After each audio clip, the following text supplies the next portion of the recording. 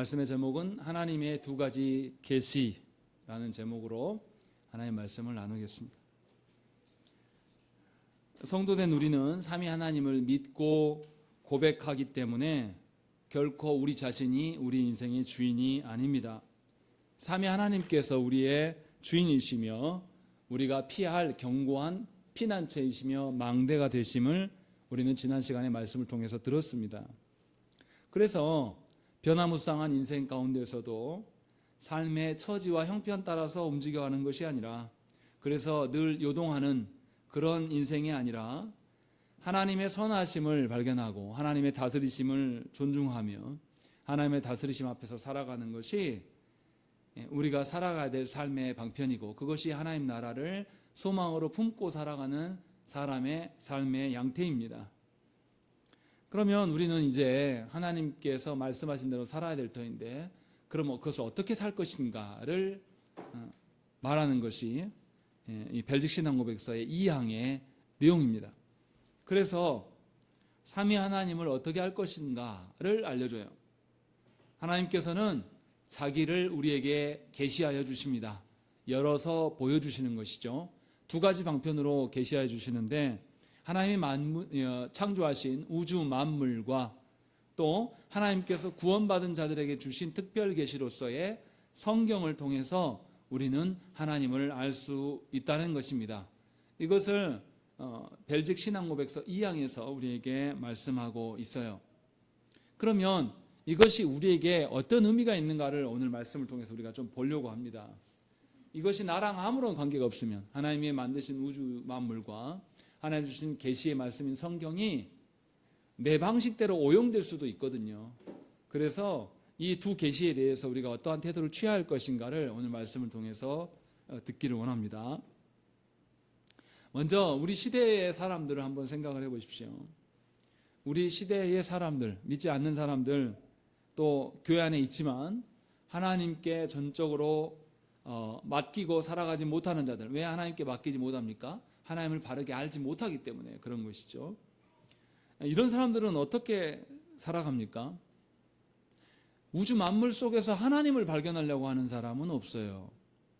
또 성경이 있음에도 불구하고 성경이 하나님을 계시하여 주신다라고 믿는 사람은 드뭅니다. 성경을 통해서 자기 목적을 이루려고 하는 사람은 많지만 성경을 통해서 하나님을 알고자 하는 사람이 많이 없는 것이 우리의 현실이에요. 왜 이런 생각을 합니까? 하나님 아니어도 우리가 살 방법이 있다라고 믿어요. 다시 말하면 하나님 아니어도 우리가 하나님을 알 수 있다라고 생각하는 거예요. 하나님이 알려주시지 않아도 인간은 만물의 영장이기 때문에 하나님을 알아갈 수 있다라고 생각을 합니다. 현대인들이 그렇게 생각해요. 그래서 사람이 하나님을 믿는 사람이나 아닌 사람이나 상관없이 온 세계에 존재하는 모든 사람들이 전부 신을 구하는데, 그 신이 꼭 하나님이 아니어도 괜찮아요. 왜냐하면 우리가 잠시 헷갈린 것뿐이지 알라나 부처나 어떤 다른 신들이나 전부 다 하나님이나 똑같은 신이라고 여깁니다. 그래서 사람의 이 생각, 사람의 이성과 지성으로 인하여서 창조 세계를 우리의 힘으로 관찰하고 역사를 잘 관찰해 보시고 또 우리의 사람이 있는 양심에 따라서 하나님을 찾을 수 있다라고 우리 시대의 사람들은 믿습니다. 그래서 현대인들이 어떻게 이야기합니까? 온갖 신의 이름을 부르지만 다 그 신은 하나의 신이다. 피조세계에 나타난 신이기 때문에 동일한 신이고 결국에는 모두가 구원을 받는다라는 생각이 우리 현대인들의 사고방식입니다. 그래서 유엔에서 유엔 헌장이 있어요. 유엔 헌장이 그게 나옵니다. 모든 신, 종교로 인해서 싸울 필요가 없다. 왜냐하면 다 같은 것을 부르기 때문이다. 이렇게 말하고 있어요. 이것은 하나님 앞에 아주 교만한 태도입니다. 우리 스스로가 하나님을 찾아서 발견할 수 있다라고 믿는 태도예요. 그런데 성경에서는 이와 반대로 말해요. 성경에서는 죄로 인한 우리들은 하나님을 절대 찾을 수 없다라고 말해요. 성경에서는 하나님이 자기를 우리에게 드러내 보이시지 아니하면 우리는 도무지 하나님을 알 길이 없다라고 말한다는 거죠. 그래서 현대인들, 지금 우리 시대의 시대 정신과 성경의 말씀은 완전히 상충되는 거예요. 배타적인 것이죠. 그래서 현대인들은 어떻습니까? 하나님이 주시는 말씀보다도 자신의 생각과 자신의 감정과 자신의 이성을 훨씬 더 위에 둡니다. 우리도 그렇죠. 그래서 어떻게 합니까? 하나님의 말씀보다도 내 형편, 자신이 판단해 보니까 내 형편이 더 중요해요. 하나님의 말씀보다도 내 지금 감정이 훨씬 더 중요한 것이죠. 하나님의 살아계심도 내가 느껴야지 살아계신 것이지, 사람이 느끼지 않으면 하나님 어디 있냐? 이렇게 말하는 것이 우리예요. 그 우리가 누굽니까? 교회 안에 있는 우리들까지도 시대 정신에 완전히 찌들려서 사람의 생각과 정서와 사람의 판단을 훨씬 더 크고 높은 것으로 여긴다는 것입니다. 이것이 우리의 삶이에요. 그래서 누가 주인이 됩니까? 사람이 주인된 삶을 살아가요. 그래서 어떻게 해요?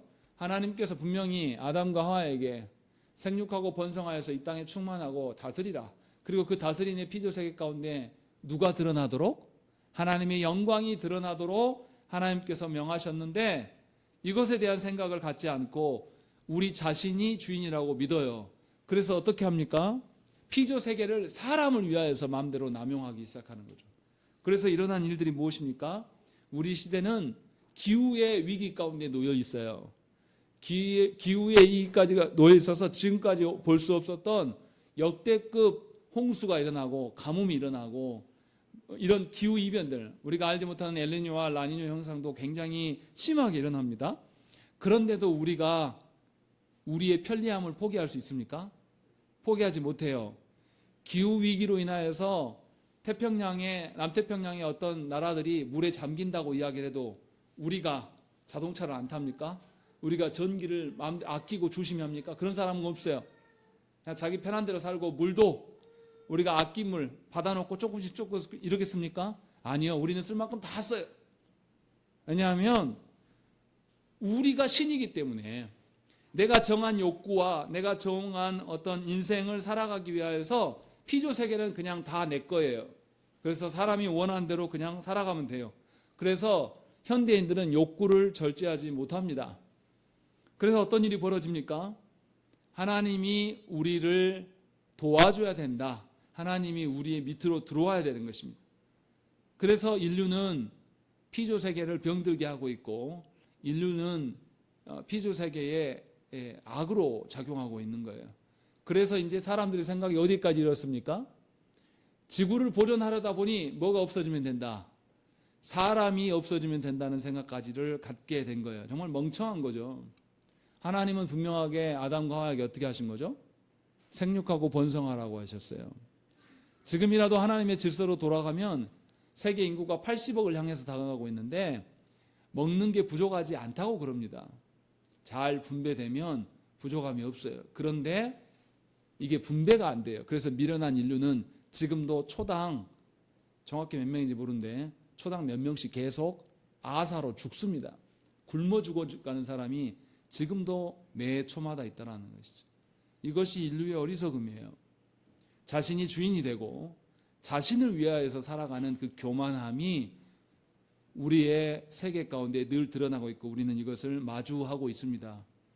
그런데도 우리는 여전히 우리가 주인이 돼서 사람의 힘으로 신의 영역을 들어갈 수 있다라고 믿는 것이고, 그래서 과학을 믿고 그 방식대로 살아가요. 그래서 하나님께서 원래 주셨던 창조 그대로의 것을 존중하지 않습니다. 심지어 예를 들면 이런 거죠. 전통적인 가정을 우리가 인정합니까? 요즘 세대에? 인정하지 않아요. 남자가 가장이 되고 여자가 같이 돕는 역할로서 한 몸이 되는 것을 우리는 인정하지 않습니다. 그것은 인류가 미개했기 때문에 그렇다. 지금까지 미개했기 때문에 가부장적인 제도로 있었기 때문에 가부장은 없어져야 되는 것이다. 그래서 남자와 여자의 역할이 필요치 않습니다. 그것과 맞닿는 것이 동성애예요. 그래서 하나님 주신 가정의 방편대로 살아갈 필요가 없습니다. 남자 역할, 여자 역할 강요하지 말라라고 이야기하잖아요. 남자에게 남자답지 못하다, 여자에게 여성스럽지 못하다 말을 페미니즘들은 하지 말라고 이야기해요. 그래서 역할까지도 부정하는 것이 우리 시대의 시대 정신입니다. 그래서 우리나라에서도 페미니즘적인 발상을 갖고 있지 않으면 목회자도 미개하다라고 말합니다. 왜 이렇게 됐습니까? 지금 제가 무슨 말을 들려고 하는 겁니까? 우리의 지혜를 믿고 우리가 하나님을 알아갈 수 있다라고 하는 교만함이 얼마나 무서운 것인가를 지금 말씀드리고 있는 거예요. 그래서 우리는 다시금 하나님이 계시해 주신 것, 하나님께서 자기 계시해 주신 두 가지의 방편에 대해서 바르게 개념을 정립할 필요가 있는 겁니다. 하나님께서 창조의 세계와 하나님 주신 성경을 통하여서 우리는 어떤 태도를 취해야 될 것인가 바르게 갖고 있어야 돼요. 그렇지 않으면 우리 각자가 주인이 되어서 살아갑니다. 우리 각자가 주인이 되면 뭐가 문제입니까? 쉬운 이야기로 동남아시아에서의 패권 국가가 어디입니까? 중국입니까? 러시아입니까? 북한입니까? 일본입니까? 아니면 우리나라입니까? 패권 국가가 되기를 모두가 소망하기 때문에 이 한반도 땅에는 항상 뭐가 있습니까? 세계 군사력에 아주 많은 힘이 한반도에 몰려 있어요. 우리나라 세계 군사력으로 10위 안에 듭니다. 북한도 마찬가지예요. 러시아와 중국은 거의 2등이죠. 그리고 미국의 군함까지도 일본에 다 상륙해 있어요. 세계의 어마어마한 군사력이 한반도에 몰려 있는 겁니다. 왜 그렇습니까? 서로 주인 되고 싶은 거예요. 그래서 누군가가 한 명이 주인 되어야지 평화가 있다고 우리는 믿습니다. 그것이 어디로부터 출발한 거냐? 하나님을 떠나서 내 스스로, 내 능력으로, 내 교만함으로 살 수 있다라고 생각한 것에서 기인한 겁니다. 그래서 한반도는 위험한 지대에 있는 거예요. 그러므로 우리는 이곳에서 더욱더 하나님의 주인 되심을 발견해야 되는 거예요. 근데 조국 대한민국이 그럴 줄 압니까? 그럴 줄 몰라요. 하나님을 찾고 구하는 사람이 없습니다. 나라의 문제를 가지고 여러분들 기도를 하십니까? 이 한반도 땅에 하나님의 피조세계가 온전히 원래 기능대로 하기 위해서 힘쓰는 자들이 있습니까? 아니요. 왜 일본에서 오염수를 쏟아낸다니까 이제서 우리가 반발하고 난립니까? 그전에는 함부로 막 쓰고 우리가 원하는 대로 쓰고 싶은 거 쓰고 우리나라가 세계 플라스틱 배출량에서 압도적으로 높잖아요. 우리 그런 거 아낄 줄 모르지 않습니까? 그렇게 늘 우리 마음대로 살았다가 이제 오염수 뿌린다고 하니까 이제서 왜 난리를 칩니까? 내 먹거리에 문제가 생겼거든요. 나를 섬기는데 나를 세우는데 문제가 생기니까 이제 발악을 하는 거예요. 이것이 우리의 현실이에요. 이것이 하나님께서 계시하여 주신 바를 존중하지 않는 인류의 어리석음이라는 것입니다. 벨직 신앙 고백서는 분명하게 밝혀요. 온 우주 만물을 창조하신 분, 그리고 그것을 다스리시고 보존하시고 통치하시는 분이 누구시냐? 너희들 아니야. 하나님이시다. 라는 것을 분명하게 말씀하고 있어요. 그러니 인류가 존재하고 보호되어지고 또 인류가 살아가는 모든 것은 하나님의 손에 있는 것입니다. 그러면 우리가 하나님의 손대로 하나님의 뜻대로 살아가려면 하나님을 알아야 돼요. 그런데 하나님께서 계시하여 주시지 않으면, 하나님이 깨닫게 하시지 않으면 우리는 하나님을 알 길이 없습니다. 창조 세계에서도 하나님을 찾지 않을 뿐더러 하나님을 알 수도 없고 성경을 통해서 우리가 하나님을 알려고 하지도 않아요. 읽어도 무슨 말인지 모르겠고 또 하나님이 은혜 주셔서 말씀을 선포케 해도 잘 듣지 않으려고 한다는 것입니다. 그런데 분명하게 성경은 하나님의 창조 세계를 바라보면서 하나님을 발견할 것들을 명령하셔요. 왜냐하면 하나님께서 피조 세계를 창조하셨기 때문에 피조 세계의 질서는 하나님의 질서인 것이고 그 질서가 우리의 살아가는 질서의 방식이라는 것입니다. 또 하나님께서 피조 세계를 어떻게 하십니까? 친히 관여하셔서 각각의 피조물들이 그대로 역사하게끔 관여하신다는 것이죠. 그냥 만들어 놓고 니네들 알아서 작동해라 이렇게 하시는 게 아니라 만들어 놓고 그것이 온전하게 지탱될 수 있도록 하나님께서 관여하시고 그래서 보존하시고 통치하신다라고 성경은 분명하게 밝혀요. 시편 19편이 이것을 극명하게 드러냅니다. 시편 19편 1편에서 뭐라고 합니까? 하늘이 하나님의 영광을 선포하고 궁창이 그의 손으로 하신 일을 나타내는도다 라고 되어 있습니다. 피조 세계는 누구를 나타내냐? 하나님을 드러내는 거, 하나님의 다스림을 나타내는 존재들이다 라고 분명하게 말씀하고 있어요.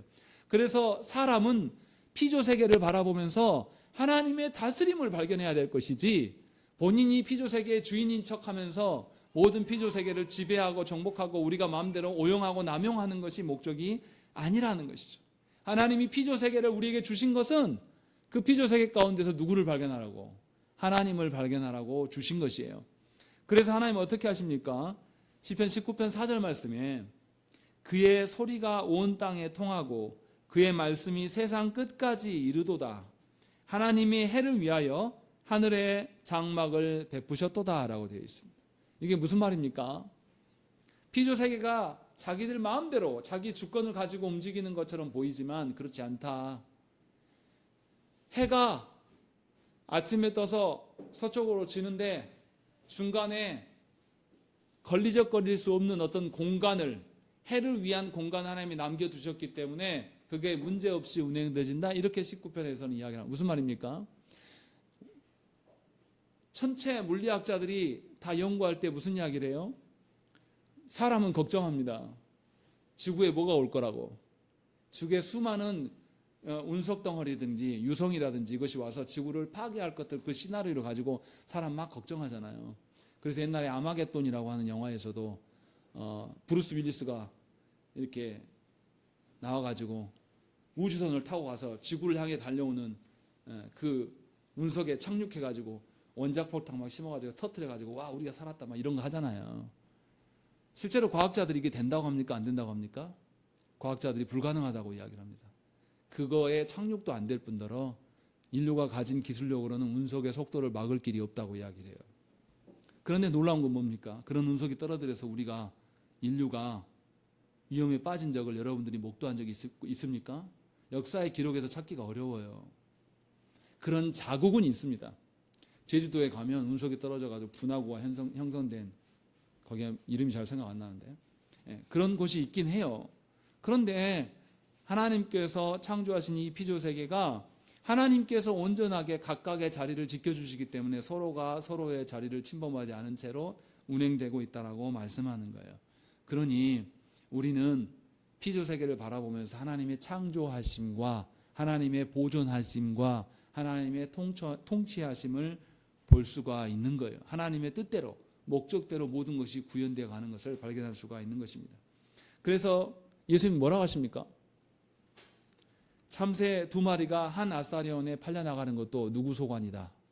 하나님의 허락하심이 있을 때 가능한 것이다 라고 말씀하고 있어요. 분명하게 우리는 하나님의 다스림 속에 놓여 있는 자들입니다. 하나님이 우리를 돌보시지 않으면 우리가 살아갈 수가 없어요. 하나님께서 우리의 악한 마음을 조금만 붙잡아 주시지 않으면 우리는 어떻습니까? 여러분 부부간에 살아가면서 늘 내 배우자가 사랑스럽고 귀하고 아름답고 막 맨날 그럽니까?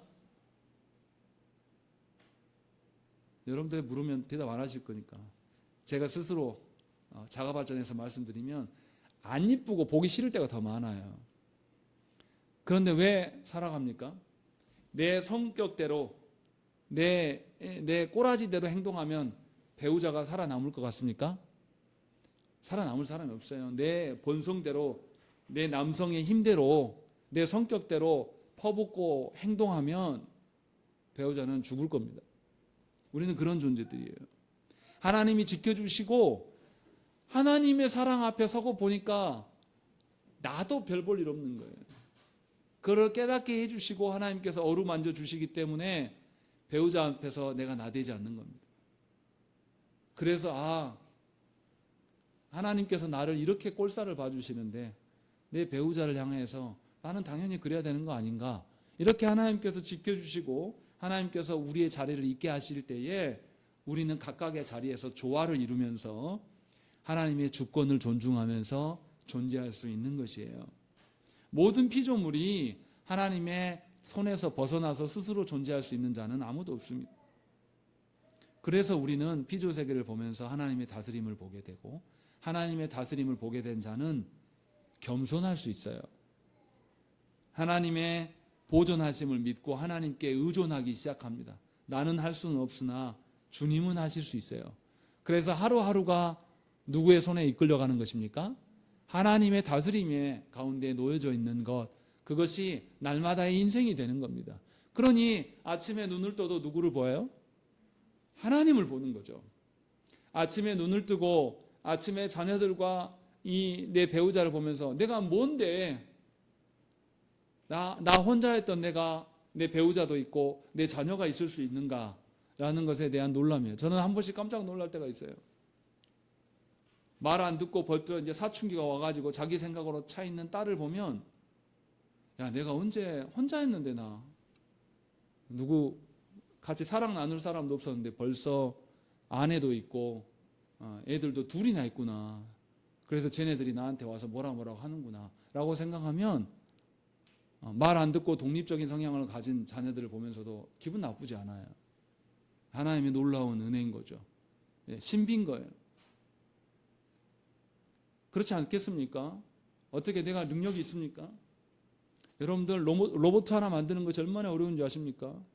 그런데 그 로봇 이상보다 몇 천만 배 훨씬 더 월등한 사람을 하나님께서 주신 거예요. 내 자녀로. 내가 좀 잘못하고 미련하게 행동해도 자녀가 때가 되면 밤이 되면 다 집에 들어오고 나를 아빠라 여기며 찾아오는 거예요. 내가 가르친 적이 없어요. 그런데 하나님께서 이렇게 지켜주시는 것이죠. 이것이 우리의 일상 가운데 있으면 우리는 일상에서 늘 하나님을 발견하게 되는 거예요. 서로가 서로를 바라보면서도 하나님의 어떠하심 속에 우리가 존재하는구나 라는 것을 아는 사람이라면 상대에게 누구를 전하겠습니까? 내가 아닌 하나님을 제시할 거예요. 이것이 하나님의 다스림 가운데 우리가 서로를 사랑하는 것입니다. 그래서 오늘 말씀에도 그러지 않습니까? 20절의 말씀.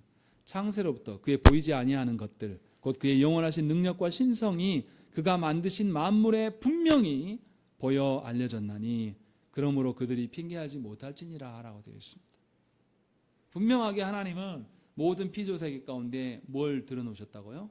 당신의 권능과 당신의 다스리심 이것을 다 놓으신 거예요. 그것을 보라는 거죠. 나중에 하나님 앞에 섰을 때에 나 몰랐어요. 나 몰라서 이랬어요. 이렇게 핑계한다고 해서 된다고요? 안 된다고요? 그런 거 통하지 않는다는 거죠. 하나님 분명히 피조세계를 통해서 당신을 드러내 보여주셨어요. 그런데 우리가 진짜 피조세계에서 하나님을 인정하고 고백합니까? 그렇지 않죠. 왜 그렇습니까? 우리는 하나님이 창조하신 대로 본분을 지키지 않았어요. 우리는 하나님의 창조 자리를 떠났어요. 범죄함으로 말미암아서 우리의 조상인 아담과 하와의 타락으로 인하여서 우리는 하나님의 임재와 다스리심을 우리 스스로 볼 수가 없게 되었습니다. 그래서 하나님께서 모든 것을 창조하시고 보존하시고 다스려 가시는 그 가운데 우리가 놓여 있지만 정작 우리는 뭘 못 봅니까? 하나님을 보지 못하는 그런 비참한 가운데 있는 것이에요. 그것으로 충분히 둘러싸여 있고 보세요. 오늘 바깥에만 잠깐 나가도 우리 교회 주변에 우리가 수고하지 않았어도 얼마나 꽃이 아름답게 피어 있습니까? 하나하나 우리는 심었어요. 제 아내가 봄부터 여기에 났으면 좋겠다 하고 줄을 맞춰가지고 심었단 말이에요. 여러분 줄 맞춰진 꽃 있는 거 한번 나가서 봐보세요. 하나도 없어요. 하려고 했는데 안 됐단 말이에요. 근데 하나님은 이 수고를 보시고 어떻게 하셨습니까? 심지도 않은 다른 것들이 번성하게끔 해서 우리에게 주신단 말이에요. 네 힘으로 되는 게 아니라 누구 힘으로 된다. 하나님의 힘으로 되는 것을 날마다 보여주시는 거예요. 우리만 보는 게 아니라 지나가는 동네 분들도 와 예쁘다. 이거 어디서 났어? 어디서 사왔어? 차마 말은 못하죠. 우리 안 심었는데요. 말을 못하죠. 하나님이 하신 거 이거 극명하게 보여주는 거예요.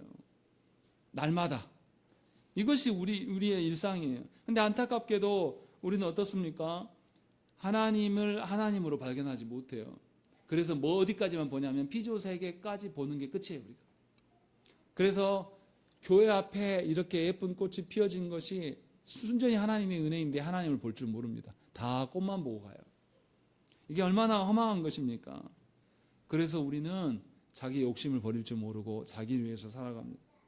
물질의 풍성함을 위하여서 살아가요. 하나님이 주신 피조세계를 지키는 것이 그래서 하나님의 다스림을 존중하는 것이 우리의 목적이 아니라 우리는 어떻습니까? 다 자기 입장을 말해요. 그래서 피조세계를 무너뜨리는 데 있어서 뭐 합니까? 요즘에 정치판을 보세요. 일본 오염수 가지고 정권이 바뀌기 전에 원희룡 지사 뭐라고 했습니까? 국토부 장관 그때 제주도 지사 할 때 뭐라고 했어요? 일본 오염수 방류하면 된다 안 된다. 자기가 사활을 걸고 막겠다라고 이야기했던 사람이에요. 지금 정권이 바뀌었어요. 아무것도 바뀐 거 없이 정권만 바뀌었어요. 원희룡 장관 뭐라고 합니까? 합당하면 그거 보낼 수 있다라고 말해요.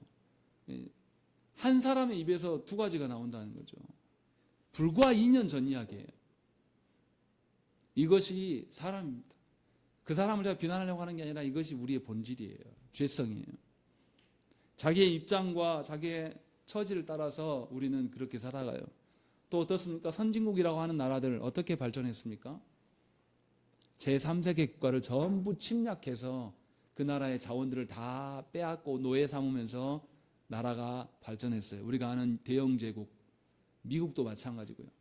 또 프랑스, 독일, 네덜란드, 안 그런 나라가 어디 있습니까? 스페인까지도 전 세계의 땅들을 지배해가면서 그 땅의 백성들을 때려잡아 죽이면서 그들을 학살하면서 그들을 강간하면서 문화를 이룬 거예요. 그런데 놀라운 것은 그 식민 지배를 받았던 우리들이 그 서양 문화를 어떻게 합니까? 전부 선호해요. 아이러니한 거예요. 피값으로 이뤄놓은 그 문화예요. 피범벅으로 이뤄놓은 그 문화인데 우리 모두는 우리가 가진 고유 문화를 존중하지 않아요. 어디를 좋아합니까? 피로 세워진 그 화려한 문화를 존중하고 그렇게 되기를 원합니다. 그래서 나라마다 뭐하죠? 강력해지려고 하는 겁니다. 그래서 북한에도 못 만들었습니까? 원자폭탄을 만든 거예요. 니네만 만드냐? 우리도 만든다. 우리도 할 수 있어. 그래서 우리나라 어떻게 해요? 우리 원자폭탄 없으면 미국 그늘에 들어가서 원자폭탄 도와주세요. 이렇게 하겠다라고 하는 거지 않습니까? 이게 얼마나 미련한 것입니까? 이처럼 하나님을 알지 못하는 사람들은 피조 세계를 보면서도 무슨 일을 벌이냐면 하나님의 선하심을 발견한 게 아니라 이 피조 세계에 알고 있는 지식으로 하나님을 왜곡시켜요. 하나님에 대한 오해를 만들습니다. 그래서 더 범죄로 들어가요. 그래서 오늘 18절 말씀에 뭐라고 합니까? 하나님의 진노가 불의로 진리를 막는 사람들의 모든 경건하지 않음과 불의에 대하여 하늘로부터 나타나니 라고 되어 있습니다. 하나님을 알지 못하는 자들이 하나님의 영광을 피조 세계에 짐승과 동물의 형상으로 바꿔놨어요. 하나님의 영광과 하나님의 복은 이럴 것이다 라고 이야기하면서 우리는 뭐라고 합니까? 하나님의 복을 돈이라고 말하고 하나님의 복을 무병장수하는 것이라고 말하고 하나님의 복을 사람들 위해 군림하는 것이라고 말해요. 우리 그렇게들 기도했지 않습니까? 우리 자녀들이 어떻게 되기를 원합니까? 세상에서 평범하게 살아가는 것을 원하는 게 아니에요. 우리는 다 우리 자녀는 어떤 자리에 가야 돼요? 남들 대가리 위에 서 있어야 돼요. 밟고 서 있는 자리 되기를 전부 다 원합니다. 안 그런 부모 어디 있어요? 왜 그렇습니까? 피조 세계를 보면서 하나님을 보지 않기 때문에 피조 세계를 왜곡시키는 거예요. 하나님께서는 분명하게 서로를 그리스도의 지체로 몸으로 보고 사랑하라고 하셨어요. 그런데 우리는 사랑합니까? 아니요. 서로를 바라보면서 어떻게 하면 이용해 먹을 수 있을까? 그 궁리만 막 돌리는 거예요. 이거 잘하는 사람이 지도자가 되는 현실이에요. 그래서 우리나라 정치 지도자들은 되기만 하면 뭐합니까? 지껏 헤쳐먹느라고 정신을 못 차려요. 우리 그러잖아요. 왜 박정희 씨를 아직도 좋아합니까? 지껏 그 사람은 엄청 많이 헤쳐먹었어요. 버젓하게 있는 것들을 뺏어가지고 자기 딸 주고 이런 일들 버젓이 했어요. 그런데 우리 국민성들이 아주 노예근성에서 뭐라고 합니까? 아니 박정희가 잘 살게 해줬잖아. 그 정도 해먹을 수 있는 거지 뭐 괜찮아. 그런데 그것이 여러분의 가족의 일이 되면 이제 그때부터 대노하는 거죠. 그래서 우리는 어떻습니까? 세월호 사건의 가족이 되니까 드디어 실체를 알고 괴로워하는 거예요. 작년에 무슨 일이 있었습니까? 이태원에서 자녀들이 죽어 나자빠지니까 이제서 그 부모들이 뭐라고 합니까? 세월호 가족들이 울부짖었을 때 몰랐다고. 우리는 그렇게 어리석어요. 우리는 그렇게 서로를 이용하려고 하는 거죠. 왜 그렇습니까? 피조 세계에서 하나님을 알지 못하기 때문에 왜곡시키는 겁니다. 그래서 하나님의 영광과 복까지도 하나님이 말씀하시는 복을 말하는 것이 아니라 세상의 더러운 복을 말하고 그 더럽혀진 복을 우리 자녀들에게도 그대로 유산으로 남겨주기를 원해요. 그래서 저와 여러분들은 자녀들에게 하나님을 가르치지 않습니다. 죽어도 뭘 가르칩니까? 영어, 수학, 국어, 수능 잘 봐서 남들보다 머리 위에 밟고 서는 것, 이것을 원하는 것이죠. 굉장히 심각한 거예요. 우리는 그런 속에 살고 있으면서도 분명히 알아야 돼요. 분명하게 하나님은 이러한 우리들의 하나님에 대한 계시의 왜곡들에 대해서 하나님 모르시지 않습니다. 하나님은 그러한 왜곡된 우리들을 깨닫게 하시기 위해서 우리를 구원하셨어요. 그리고 하나님 앞에 합당한 계시로 고백할 수 있도록 기회를 허락하신 겁니다. 그래서 분명하게 벨직 신앙 고백서에서는 인간이 두 가지 수단을 이야기를 합니다. 성경을 분명하게 밝혀요. 성경을 통하여서 하나님의 구원에 이를 수 있게 되는 것이죠. 그래서 이 성경은 누구에게만 허락하신 거냐면 하나님의 택한 백성들에게만 허락된 것이에요. 그래서 성경을 바로 알아서 하나님을 아는 자는 피조세계에 나타난 하나님도 알아야 되는 거예요. 이 말이 무슨 말이냐면 성경을 통해서 내가 구원받았으면 끝나는 게 아니란 말이에요. 하나님이 두 가지 계시 모두 속에서 하나님을 발견해야 돼요. 성경에서 하나님을 발견하는 것과 또 창조 세계에서 하나님을 발견하는 거예요. 그러면 이 말이 무슨 말이냐면 피조 세계에서 하나님을 몰라서 세상에서 힘이 써지고 거대해지는 것이 복이라고 여겼던 여러분들이 하나님을 통해서 하나님의 구원을 알게 되면 이제 다시 피조 세계에 돌아가서 이 복이 잘못된 것을 깨닫고 이 복을 버리고 하나님이 말씀하시는 원래 피조 세계의 재기능을 위해서 여러분들이 힘쓰고 있어야 한다는 것이죠. 그것이 아는 거예요. 그래서 신자는 예배당에서만 주여 주여 하는 자들이 아니에요. 여러분들이 살고 있는 가정으로 돌아가야 돼요. 여러분들이 살고 있는 직장의 현실로 돌아가야 돼요. 여러분들이 마주하고 있는 이 조국 대한민국 땅에서 벌어지는 현실 속으로 돌아가서 그 속에서 진정으로 하나님의 다스리심을 인정하며 하나님의 다스림으로 말미암아 모든 의로움과 모든 선함이 새로 정립되는 것을 그리스도인들이 세워가야 되는 것입니다. 이것이 하나님께서 계시하여 주신 것에 대한 우리의 합당한 태도라는 겁니다. 그러니까 예수 믿는 사람들은 예배당에서만 하나님의 이름을 불러서는 곤란해요.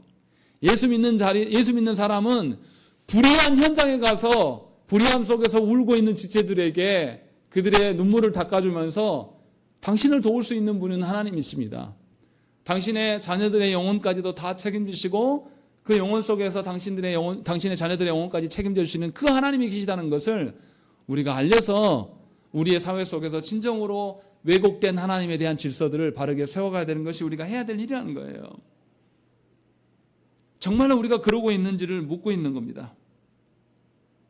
그래서 오직 믿음이 있는 자만이 일반 계시와 특별 계시, 창조 세계와 성경에 나타난 하나님을 모두 다 알 수 있는 겁니다. 믿음이 없이는 불가해요. 그래서 히브리서 11장 3절 말씀에 뭐라고 합니까? 믿음으로 모든 세계가 하나님의 말씀으로 지어진 줄을 우리가 아나니 보이는 것은 나타난 것으로 말미암아 된 것이 아니니라 라고 되어 있습니다. 하나님의 어떠하심은 보이지 않고 나타나지 않는다는 것. 그러나 하나님의 계시를 통해서 이것을 알 수 있다는 거죠.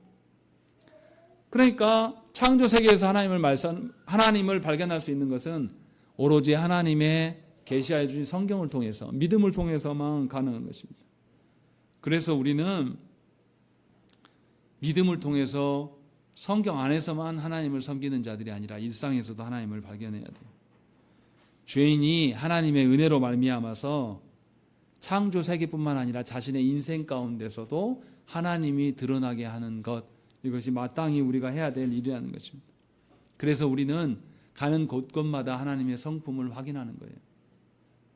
하나님이 불의한 사람들을 어떻게 다루시는가, 하나님을 대적하는 자들을 또 어떻게 다루시는가, 하나님을 찾고 구하는 자들을 또 하나님께서 어떻게 지속해 하시는가, 이것이 우리가 살아가는 거예요. 그래서 신자는 인생 가운데 즐겁고 기쁠 때만 하나님을 찬양하는 것이 아니에요.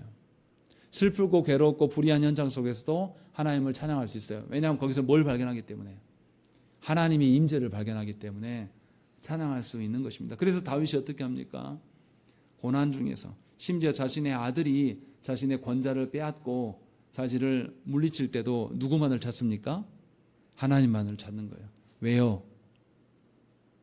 부자지간의 관계는 언제 끝납니까? 이 땅에서 죽으면 육신을 다하면 더 이상 부자진의 관계 없어요. 미안하지만. 부부 관계 언제까지입니까? 여러분들 부부 관계 한번 맺으면 언제까지 지속합니까? 내가 안 죽어도 상대방이 죽으면 부부 관계 끝납니까? 안 끝납니까? 종결이에요. 그래서 먼저 배우자 떠나보내고 혼자 남은 사람이 끝까지 혼자 살던가요? 우리 그런 말 하잖아요. 아무개 목사님 사모님 돌아가시더니 1년도 안 돼서 결혼해 볼더라. 와, 어떻게 그럴 수 있냐? 그래요. 그 부부관계라는 것은 생명이 있을 때까지만이에요. 하나님 나라까지 이어지지 않아요.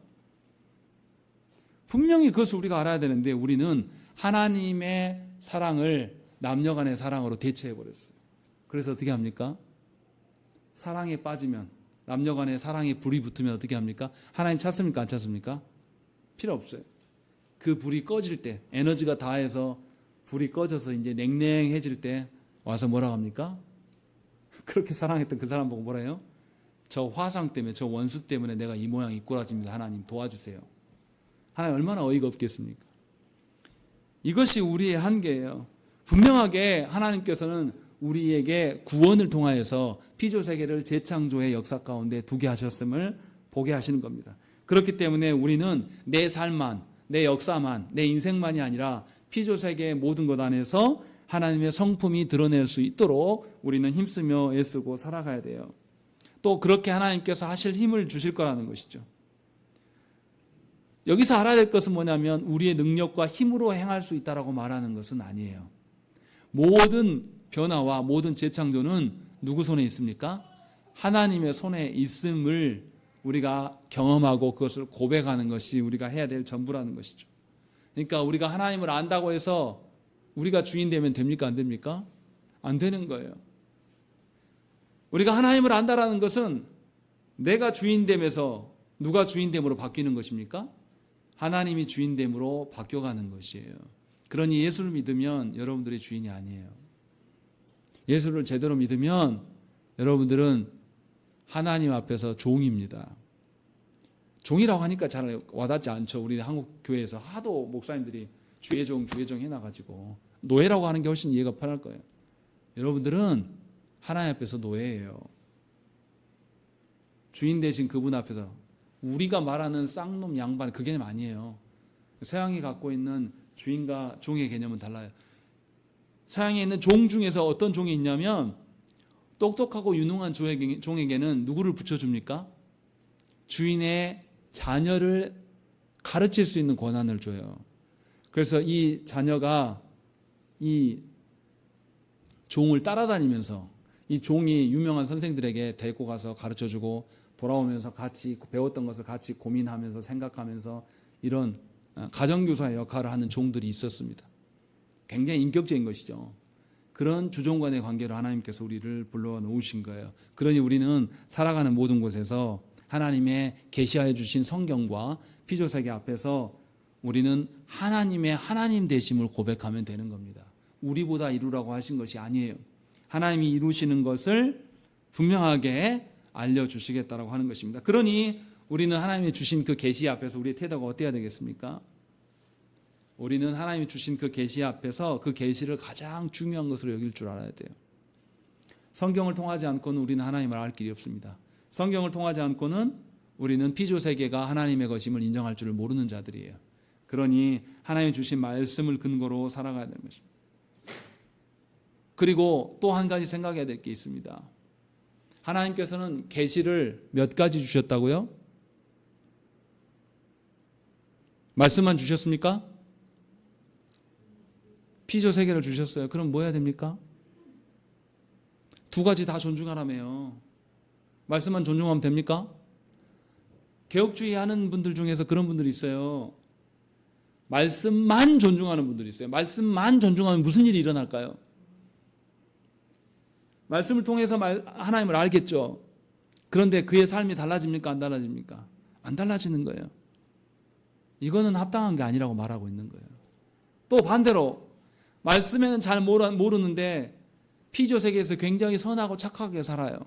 이렇다고 해서 하나님의 하나님 되심이 드러납니까? 아니라는 거예요. 다시 말하면 우리는 두 가지 계시를 다 존중해야 돼요.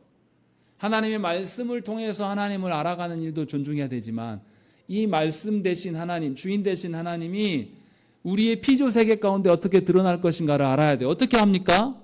피조세계의 질서 가운데 어떤 인간관계가 있는지를 우리가 잘 살피고 연구하고 보살펴야 돼요. 계속 거기 안에서 살아보고 해봐야 돼요. 말씀대로. 그럴 때에 알게 되는 거예요. 그래서 참된 신자는 성경 속에만 살아가는 신자가 아니라 삶 속에서도 살아가는 신자가 되는 거예요. 다시 말하면 참된 신자는 성경의 말씀만 잘 아는 게 아니라 학업도 잘해야 돼요. 학생의 신분으로. 성경만 알고 학업에 대해서 내 본분을 벗어 던지고 살아가는 신자는 거짓된 신자예요. 성경만 알고 머리로는 아는데 자기 일상에 돌아가서는 다시 세상 질서로 살아가는 그런 사람은 가짜 신자란 말이에요. 벨직 신앙 고백에서 지금 이것을 우리에게 알려주는 거예요. 그런데 너무나 이상하게 조국교 안에 어떤 일이 벌어집니까? 구원 받았는데도 하나님의 두 가지 계시 전부 무시하는 사람도 있습니다. 그 계시 필요 없어. 야, 내가 아는 대로 알고 싶어. 그래서 자기가 정해놓은 것 가지고 막 기도해요. 하나님 요거 해주시오. 해줘야 됩니다. 막 기도하는 사람이 있어요. 이건 믿음이 아니에요. 또 어떤 부류의 사람이 있냐면 하나님의 말씀을 아는 것, 자기 지식 쌓는 것만. 그래서 머리는 굉장히 똑똑해요. 그런데 누구도 사랑하지 않습니다. 피조세계에 돌아가서 하나님의 질서대로 세워놓지 않아요. 이게 성경에 대한 지식으로, 이성적으로 똑똑한 사람은 자기 똑똑함으로 살기 때문에 자기 직업세계에서도 세상의 질서를 존중하는 식으로 살아갈 수밖에 없어요. 이것도 참다운 신자의 모습이 아니에요. 또 어떤 사람은 성경에 대해서는 아무것도 모르지만 기도하고 예배하고 막 이런 일만 열심히 주구장창 한단 말이에요. 미안하지만 그 열심이 다 헛된 거라는 거예요. 하나님의 재창조와 아무런 상관이 없어요. 그래서 분명하게 벨직 신앙 고백서는 우리에게 이야기를 하는 겁니다. 말씀을 통해서 하나님이 주인 되심을 알아야 되고 그 아는 사람은 우리가 살아가고 있는 삶의 모든 영역 안에서 하나님의 질서를 존중하며 세워가는 일을 살아가는 거예요. 예를 들면 우리의 건강이나 학업이나 취업이나 승진이나 가정이나 우리의 일터에나 모든 그 안에서 갈등이 일어나지 않겠습니까? 하나님의 법과 세상의 법이 충돌할 거예요. 그때마다 우리는 뭐 해야 됩니까? 하나님의 법을 세워나가는 일을 계속 하라는 거예요. 그래서 말씀이 육신이 되고 우리의 삶에서 말씀이 살아 움직이게 하는 것, 이것이 성도의 삶이라는 것입니다. 분명하게 많은 성도들이 이분법적인 신앙생활을 합니다. 교회에서는 주여 주여 하고 굉장히 다른 사람처럼 행동하는데 저 문을 열고 나가서 세상에 가면 똑같아져 버려요. 한 번도 하나님을 찾고 구하지 않고 고민하지 않는 것. 그러나 이것을 말하고 있지 않습니다. 분명히 벨직 신앙 고백서는 두 가지 계시를 모두 다 존중하라 라고 말씀하고 있음을 우리가 명심해야 돼요. 그래서 여러분들의 삶을 개편해야 됩니다.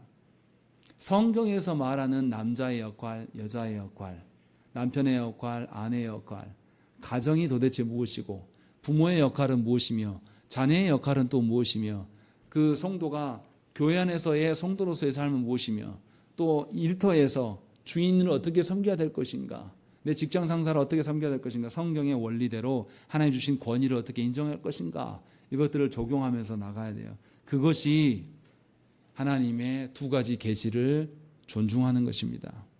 바라옵기는 이 일을 놓고 하나님께서 기도하셔야 돼요.